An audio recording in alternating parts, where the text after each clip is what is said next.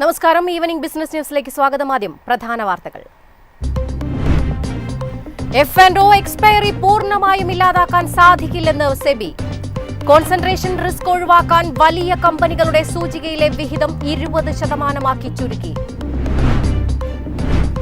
10 വർഷത്തേക്കുള്ള പ്രതിരോധ സഹകരണ കരാറിൽ ഒപ്പുവച്ച് ഇന്ത്യയും യുഎസും. സാങ്കേതിക സഹകരണം, ഏകോപനം എന്നിവയ്ക്കൊപ്പം വിവര കൈമാറ്റത്തിനും ധാരണ. വ്യവസ്ഥകൾക്ക് വിധേയമായി അപൂർവ ധാതുക്കൾ ഇന്ത്യക്ക് നൽകാൻ തയ്യാറായി ചൈന.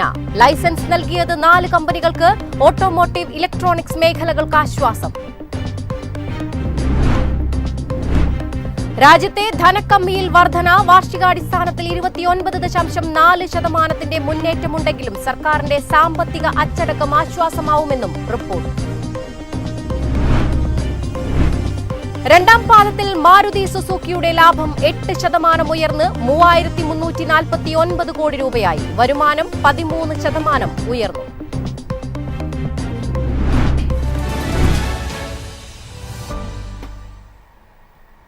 വിശദമായ വാർത്തകൾ നോക്കാം. ഇന്ത്യൻ ഓഹരി വിപണി ഇന്ന് നഷ്ടത്തിലാണ് വ്യാപാരം അവസാനിപ്പിച്ചിരിക്കുന്നത്. വാർത്തയുടെ കൂടുതൽ വിശദാംശങ്ങളുമായി ബിസിനസ് ഡെസ്കിൽ നിന്നും ജാസ്മിൻ ജമാൽ ചേരുകയാണ്. ജാസ്മിൻ, എന്തൊക്കെയാണ് വിശദാംശങ്ങൾ?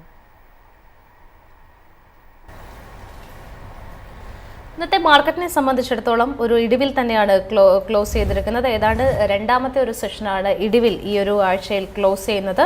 മാർക്കറ്റിനെ സംബന്ധിച്ചിടത്തോളം അവസാന മിനിറ്റുകളിലൊക്കെ തന്നെ ഒരു സെല്ലിംഗ് വന്നിട്ടുണ്ട്. 145 പോയിന്റുകളുടെ ഒരു ഇടിവോട് കൂടി 0.5% ഇടിവിലാണ് നിഫ്റ്റി 50 ക്ലോസ് ചെയ്യുന്നത്.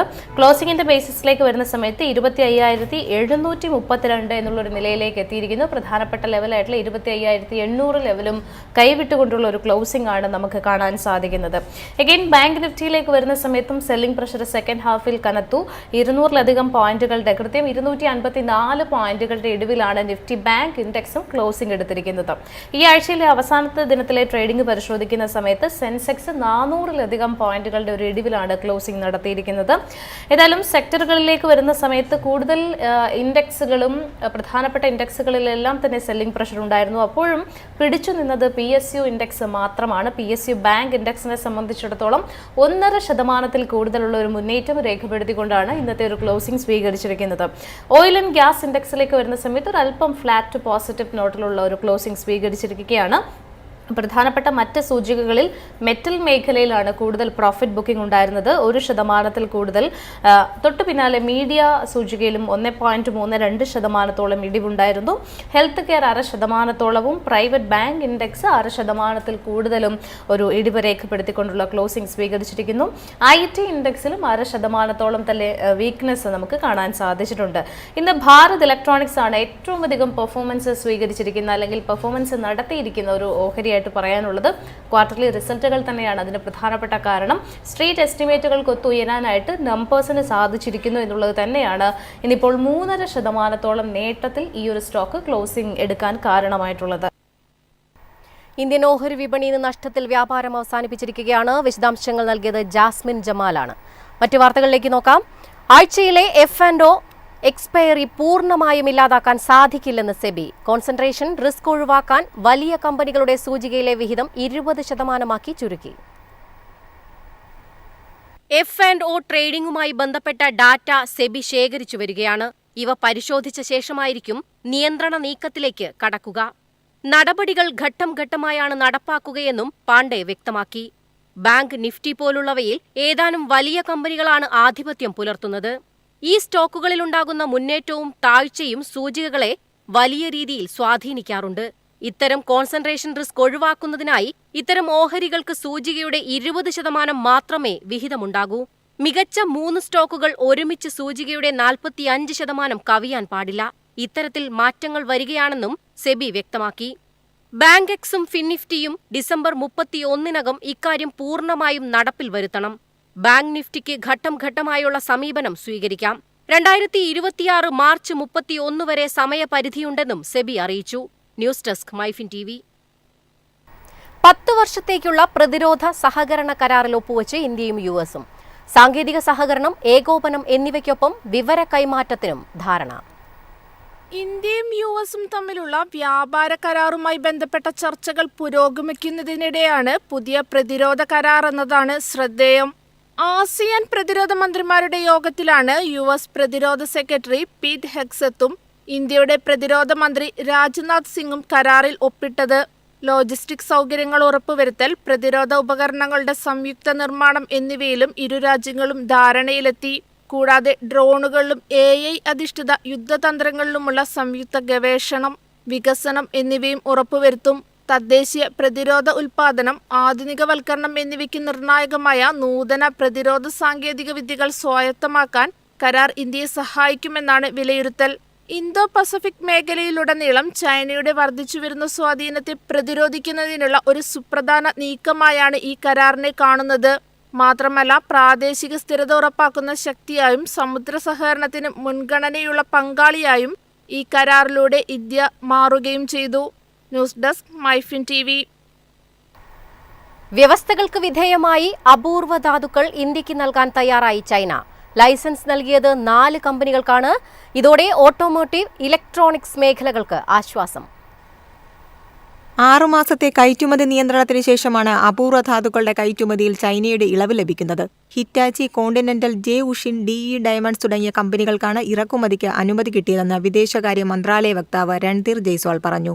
ചൈനയുടെ അപൂർവ എർത്ത് മാഗ്നറ്റുകൾ പ്രതിരോധ ആവശ്യങ്ങൾക്കായി ഉപയോഗിക്കരുത്, US-ലേക്ക് കയറ്റുമതി ചെയ്യാൻ പാടില്ല, ഈ 2 വ്യവസ്ഥകളാണ് ഇന്ത്യ അംഗീകരിച്ചത്. ഇതാണ് ചൈനയുടെ നിയന്ത്രണ ഇളവിന് കാരണമായതും.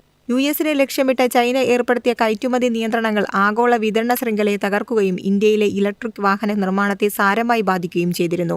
അതേസമയം അപൂർവ ധാതുക്കളുടെ കയറ്റുമതിക്ക് അനുമതി തേടിയ 50ഓളം കമ്പനികളുടെ അപേക്ഷ ഇപ്പോഴും ചൈനീസ് വാണിജ്യ മന്ത്രാലയത്തിന്റെ പരിഗണനയിലാണ്. ഇന്ത്യയിൽ നിന്ന് ചൈനയിലേക്ക് വിമാന സർവീസ് പുനരാരംഭിച്ചതിന് പിന്നാലെയാണ് ചൈനയുടെ തീരുമാനം. ഇനി US-ഉം ചൈനയും തമ്മിലുള്ള ബന്ധം പൂർണ്ണതോതിൽ പുനഃസ്ഥാപിക്കുന്നതോടെ ഇന്ത്യയുടെ പ്രതിസന്ധി അവസാനിക്കുമെന്നാണ് വ്യവസായ മേഖലയിലുള്ളവർ നൽകുന്ന സൂചന. News desk MyFin TV. രാജ്യത്തെ ധനക്കമ്മിയിൽ വർധന വാർഷികാടിസ്ഥാനത്തിൽ 29.4% മുന്നേറ്റമുണ്ടെങ്കിലും സർക്കാരിന്റെ സാമ്പത്തിക അച്ചടക്കം ആശ്വാസമാവുമെന്നും റിപ്പോർട്ട്. ഏപ്രിൽ-സെപ്റ്റംബർ മാസത്തെ ധനക്കമ്മി 5.73 ലക്ഷം കോടി രൂപയായാണ് ഉയർന്നത്. ഈ വർഷം മുഴുവൻ പ്രതീക്ഷിക്കുന്ന വരുമാനത്തിന്റെ 49.5%. കഴിഞ്ഞ വർഷത്തേക്കാൾ നേരിയ കുറവുണ്ടെങ്കിലും വരുമാനം ഭേദപ്പെട്ട നിലയിലാണ്. എന്നാൽ റിസർവ് ബാങ്ക് ഓഫ് ഇന്ത്യയുടെ റെക്കോർഡ് ലാഭവിഹിതമടക്കം സമ്പദ് വ്യവസ്ഥയ്ക്ക് മികച്ച പിന്തുണയാണ് നടപ്പ് സാമ്പത്തിക വർഷം ലഭിച്ചത്.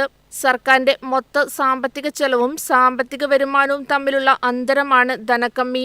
ഇന്ത്യ തുടർച്ചയായി ധനക്കമ്മി രേഖപ്പെടുത്തുന്ന രാജ്യമാണ്. അതായത് സർക്കാരിന്റെ വരവിനേക്കാൾ കൂടുതലാണ് അതിന്റെ ചെലവ്. ധനക്കമ്മി GDP-യുടെ 3% നിയന്ത്രിക്കുകയാണ് ഇന്ത്യൻ സമ്പദ് വ്യവസ്ഥയ്ക്ക് അഭികാമ്യം. എന്നാൽ താരിഫും ഭൗമരാഷ്ട്രീയ സംഘർഷങ്ങളും അടക്കമുള്ള അപ്രതീക്ഷിത തിരിച്ചടികളുടെ പശ്ചാത്തലത്തിൽ ധനക്കമ്മി പരിധി വിട്ട് ഉയരുകയായിരുന്നു. ഇതിന് പിന്നാലെയാണ് സർക്കാർ സാമ്പത്തിക അച്ചടക്കത്തിനായി നീക്കം ആരംഭിച്ചത്.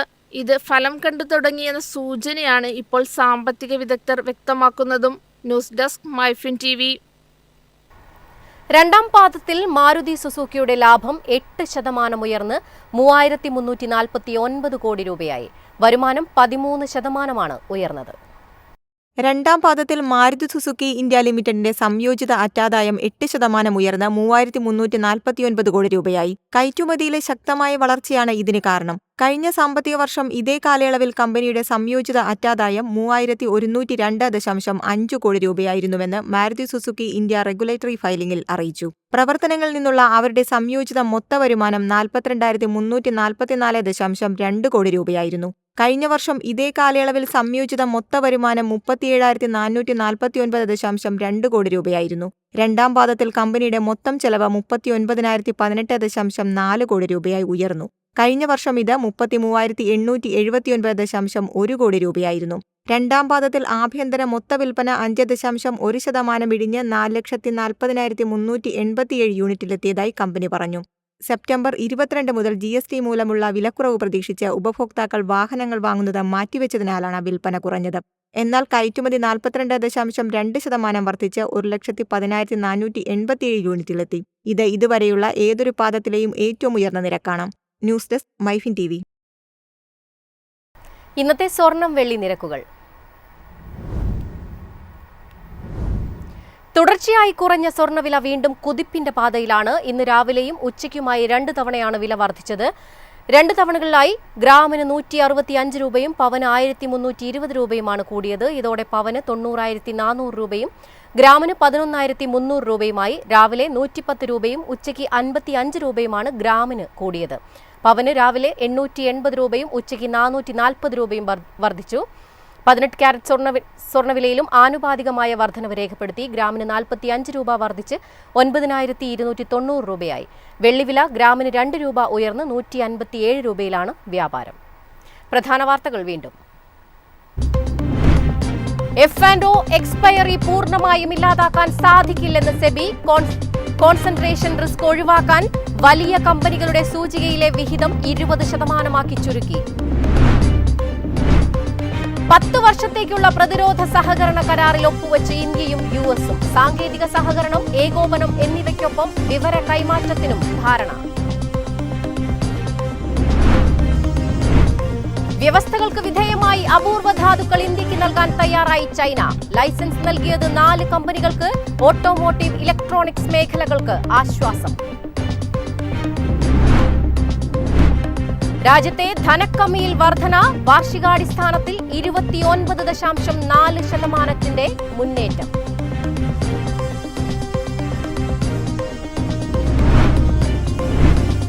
രണ്ടാം പാദത്തിൽ മാരുതി സുസുക്കിയുടെ ലാഭം 8% ഉയർന്ന് 3,349 കോടി രൂപയായി. വരുമാനം 13% ഉയർന്നു.